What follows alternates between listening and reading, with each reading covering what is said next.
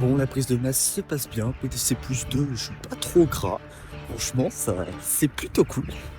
Et puis là, je vais à la salle, ça va aller faire. J'ai des doublés à faire à 40 kg en traction et une série de 5 muscle-up en dead stop. À mon avis, ça va être très compliqué les muscle-up, mais on va voir comment ça passe. Je vais essayer d'être au maximum clean et pas avoir trop de skipping. Mais bon, je pense que je vais avoir du mal. Et les doublés à 40, normalement, c'est censé bien passer. C'était déjà ce que je faisais au bloc dernier.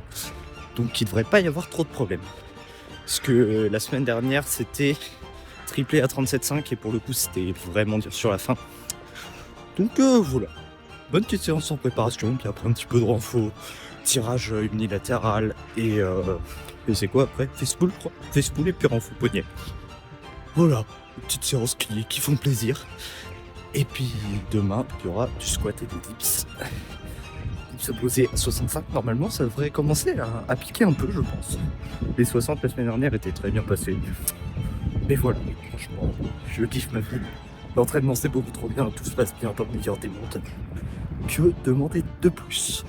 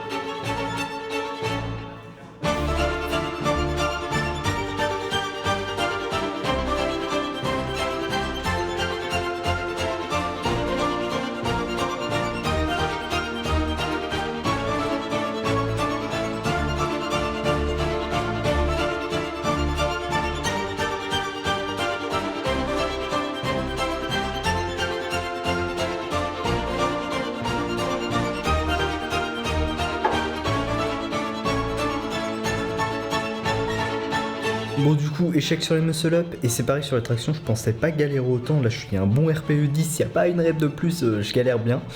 Donc, ouais, c'est un petit peu embêtant, mais tranquille, la semaine prochaine, semaine de deload, donc ça va faire du bien. Là, je sens qu'il y a pas mal de fatigue qui s'est accumulée quand même. Et voilà, mais par contre, du coup, en tirage, je progresse pas des masses, hein. Dips et squats, ça va super, mais traction. Limite bloc dernier, ça passait aussi bien, voire mieux. J'en sais rien, je sais plus.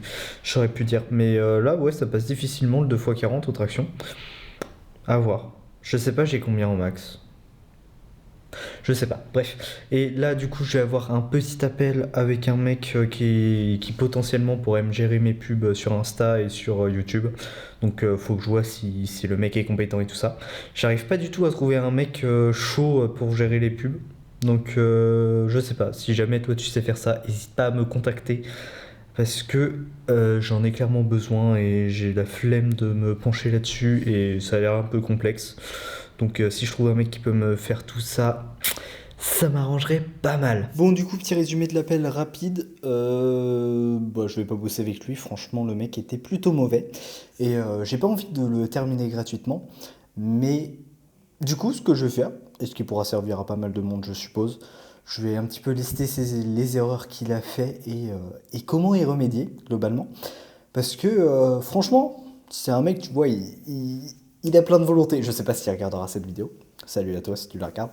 Mais ça se voit qu'il a plein de volonté. Et franchement, s'il force, s'il essaye de prospecter dans tous les sens et qu'il s'améliore à chaque fois, il arrivera forcément à faire quelque chose. Mais là, c'était pas terrible parce qu'en gros, je cherchais surtout un mec pour faire mes pubs. Sauf qu'il essayait de me corriger sur mes tunnels de vente. Un problème que je n'ai pas en fait. Mes tunnels de vente, ils me conviennent très bien. Le taux de conversion est très bien. Donc, il essaye de me close sur un problème que je n'ai pas. Donc ça marche pas trop déjà. En plus de ça, ça se voyait qu'il connaissait pas trop le sujet parce que de base, il faisait des sites, design de sites et tout ça. Donc, en plus, il a pris le temps de me faire toute une page de vente, en fait, le design, alors qu'il savait pas du tout si j'allais vouloir bosser avec lui. Donc ça, c'est un truc qu'il faut pas forcément faire, de prendre autant de temps pour un prospect potentiel sur lequel tu vas peut-être jamais bosser avec lui. Donc vraiment, quand tu prospectes, faut pas forcément essayer de deviner les problèmes des gens, faut plus leur demander c'est quoi leur problème. Tu trouves un moyen de le faire et que ça soit assez smooth. Parce que là, vraiment, les tunnels, ça se voyait qu'ils maîtrisaient pas. Ils confondaient page de vente et tunnels. En fait, c'était un graphisme qui essayait de s'improviser. Copywriter, tout ça, avoir des meilleures conversions. Donc ça allait pas trop. Donc vraiment connaître le sujet sur lequel tu vends ta prestation. Et avoir aussi des retours. Avoir des résultats. Me dire des trucs concrets. Parce que là, en gros, je lui ai demandé, et du coup, qu'est-ce que ça m'apporte? Est-ce que ça m'a apporté des conversions en plus sur les ventes? Il était là, oui, oui, sûrement. Ouais, j'en suis à peu près sûr. Ouais, mais dis-moi des chiffres. Vraiment, dis-moi. Alors, grâce à ça, ce que je peux faire, déjà, j'ai eu tel résultat avec une entreprise à peu près dans les mêmes niches que toi. Ça a amélioré leur conversion de 1% ou 2% sur le tunnel. Franchement, c'est incroyable. Quelques pourcents comme ça. Sauf que si tu me dis juste, bah je pense que vite fait, on peut, ouais, ça va améliorer. Mais source, t'inquiète pas, je m'y connais. C'est pas terrible, ça donne pas envie. Aussi très important, c'est de savoir exactement ce que tu veux pricer. Quand je lui ai demandé, déjà il savait pas trop. En tout cas, c'est ce que ça m'a donné l'impression. Il m'a dit, bah en pourcentage. Sauf que pourcentage, c'est compliqué de lâcher des pourcentages. J'ai clairement pas envie, c'est compliqué à payer tous les mois, on sait pas sur combien de temps, machin. Et quand je lui ai demandé sur un fixe, il avait aucune idée, il m'a lâché un nombre au hasard, j'ai l'impression. Et donc ça se voit qu'il maîtrisait pas trop. Donc vraiment, si tu veux réussir des appels de closing ou trucs comme ça, faut que tu connaisses bien ton sujet, que tu aies ton offre carrée, que tu aies des résultats à proposer. Il m'aurait dit j'ai amélioré les conversions de 2% sur Jean-Michel dans la niche du graphisme digital. J'aurais jamais été vérifié. Essaye de proposer quelque chose de concret, de montrer quelque chose qui fasse plaisir, parce que là, j'avais juste une page de vente qui était très jolie, il n'y a pas de souci. Mais je m'en fous, ma page de vente est convertie très bien comme elle est actuellement, et je suis pas sûr que la faire un petit peu plus jolie, ça change grand chose. Donc faut vraiment pas essayer de résoudre des problèmes que tes clients n'ont pas. Enfin, que tes prospects n'ont pas. Sinon, ça va jamais marcher, personne ne va vouloir bosser avec toi.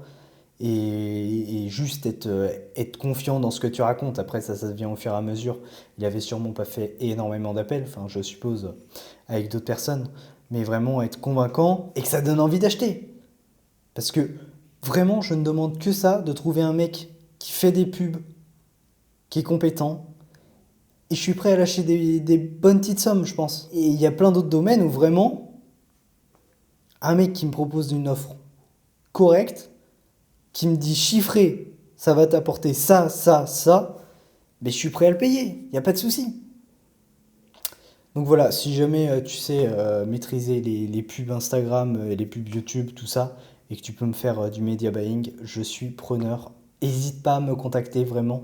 Tu peux m'enlever une bonne petite épine du pied. Donc voilà, ce sera des petits conseils en vrac, comme ça.